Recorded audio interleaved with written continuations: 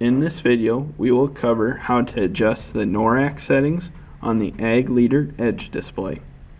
From the home screen, press the Start Field Operation button. Select the correct growing season and grower. Select the correct farm and field. Select the correct operating configuration. Select the correct product.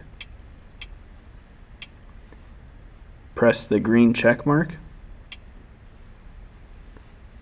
Press the NORAC button found at the bottom of the screen.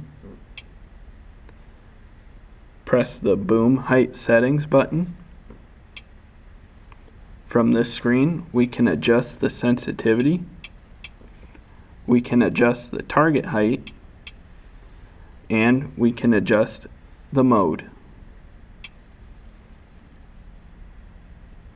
We have now covered how to adjust the NORAC settings on the Ag Leader Edge display.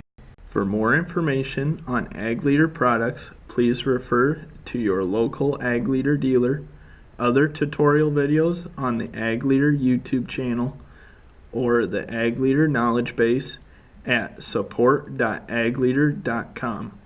To find an Ag Leader dealer in your area, please visit our website at www.agleader.com and use the Find a Dealer feature located on the homepage.